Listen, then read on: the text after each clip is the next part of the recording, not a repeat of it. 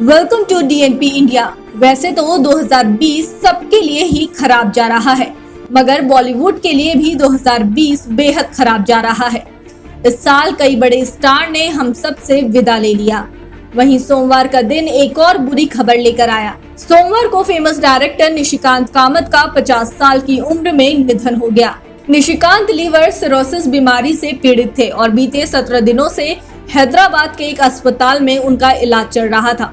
Entertainment industry में बतौर 4th assistant career शुरू करने वाले कामत ने ऐसे दिन भी देखे जब लगातार 3 सालों तक उन्हें कोई काम नहीं मिला। कुछ वक्त पहले एक चैनल को दिए इंटरव्यू में कामत ने अपने से जुड़ी कई बातें बताई थी। मुंबई के रहने वाले कामत एक शिक्षित परिवार से आते थे। उनकी मां संस्कृत की प्रोफेसर थी और पिता गणित पढ़ाते थे, जबकि उन्होंने खुद होटल मैनेजमेंट का कोर्स किया था।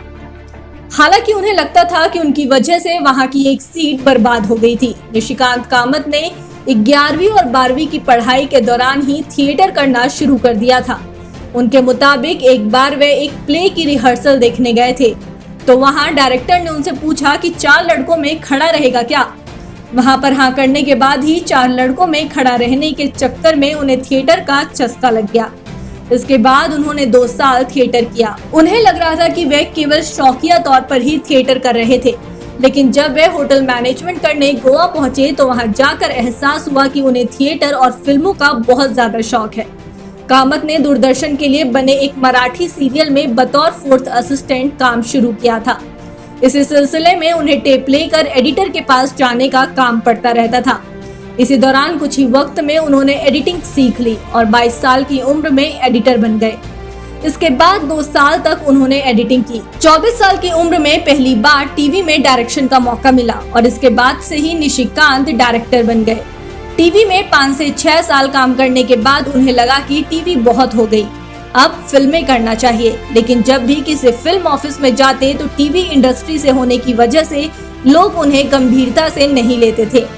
इंडस्ट्री की वजह से अनदेखा किए जाने से वे इतने दुखी हुए कि उन्होंने सीरियल बनाना ही छोड़ दिया, जिसके चलते अगले 1-2 साल उन्हें कोई काम नहीं मिला। फिर उन्होंने इंडस्ट्री में एंट्री लेने का एक नया रास्ता निकाला और वे स्क्रिप्ट राइटर बन गए। अगले 3 साल तक राइटिंग का काम किया। राइटिंग का काम करने के दौरान ही उन्हें अपनी लिखी फिल्मों हवा आने दे और सात्यचा आत घरात में एक्टिंग करने का मौका भी मिला। इसके बाद साल 2005 में फिल्म डायरेक्शन करने का उनका सपना पूरा हुआ। 1999 से 2001 के बीच 3 साल तक निशिकांत को कोई काम नहीं मिला था और वो बेरोजगार हो गए थे।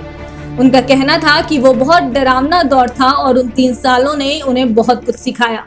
उनके मुताबिक उस वक्त उनके पास सिर्फ 2 पैंट, 4 शर्ट और 1 स्लीपर और 1 जोड़ी जूते ही थे। हालांकि इस दौरान उनके दोस्तों ने उनकी बहुत मदद की थी और उनका पूरा खर्चा उठाया था।